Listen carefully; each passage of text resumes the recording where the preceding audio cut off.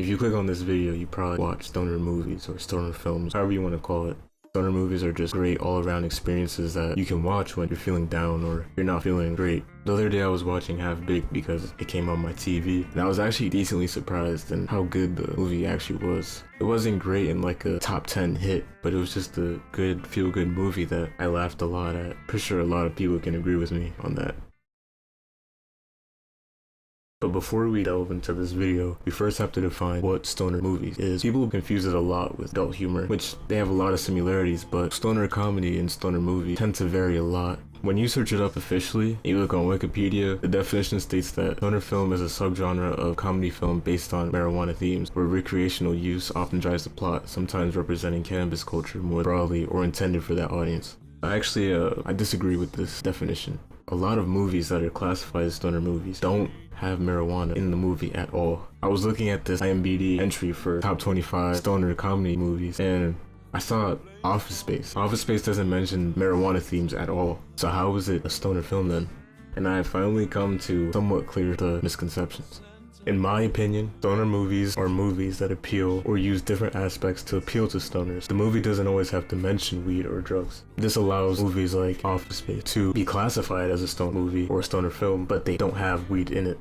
So what are these aspects that I'm talking about? Well, first of all, weed, but not only just that. When I was watching movies like Half Baked, Harold and Kumar, Go To, whatever, what I noticed about them is that their plot is not logical. The things they do in the plot varies a lot. Like, one moment they might be going from a supermarket and then they might be in jail or something like that somehow. That's just kind of how most of these movies are. In a way, it's like Family Guy, almost, with the cutaways and stuff like that. The plot doesn't really make sense. It's just supposed to make you laugh, which is the intended goal of these movies. Another aspect that I kind of found interesting, the characters are relatable to me and you instead of fantasy, out of this world characters or aliens. The reason for this is that, it's me and you. If half of the skits were done by people that were not grounded on people like me and you, then it wouldn't be as funny. It's funnier when you see somebody like you getting hurt because we can relate to that. We can relate to having fun with our friends. Maybe not all of the stuff that they're doing in the films, but we can relate to having fun with our friends. We can put ourselves in their shoes. That really elevates the experience of the movie. When these aspects are done correctly and they're exemplified to the fullest, you get movies like Half Baked, Friday, Next Friday, Friday After, Wonder Buddies, Ted, Harold and Kumar Go to White Castle. I wonder what people say about it. This is full on slacker humor. The two guys make great comedic chemistry without the usual comedian. Their humor really comes from their friendship. The fact that they're both Asians is almost a side issue except for some ignorant racist characters in the movie. NPH makes a hilarious, outrageous cameo. Yes, this film is rude, crude, over the top, full of choppy editing, and sometimes cliche, but it works. Yes, there's plenty of drug humor, sex humor, but the funniest stuff is actually the ongoing humor involved with racial inequality and characters who learn how to break these typifications because of their symbolic journey to White Castle. A lot of these movies are considered classics, but they have low ratings, very low ratings. Dude, Where's My Car has 5.5 stars, and I'll touch more on the ratings later.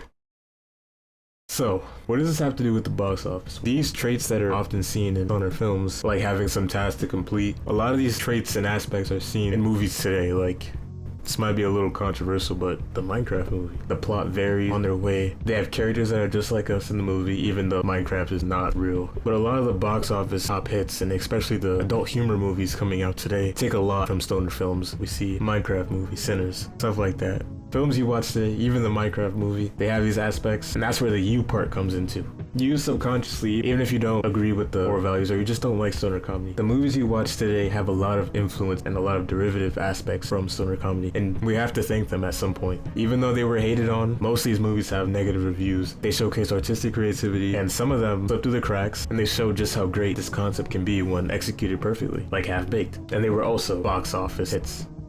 Some of them, not all of them. In a way, if I could compare it to something, I would compare it to shovelware video games. If you owned a DS in, 2010 or the early 2010s, you would know how much junk products there were for the DS. Almost like the box office today, there were a bunch of games based off of movies, books, films, shows. If you went to GameStop, you would know what I'm talking about. Despite them being very prevalent and making up, I'm pretty sure, around 50% or even more of the DS video game market, some of them were really good. And that's how I feel stoner movies kind of are. A lot of them are just movies that are cheap, supposed to make you laugh, but a lot of them showcase true creativity, a lot of unique ideas and concepts that have been never brought to the table before in any other film. And I think that's what makes stoner films and stoner comedy movies so unique in that regard. No other movie can do it like them. Hopefully the box office takes some inspiration. Here's what I'm saying, hopefully. I doubt, but...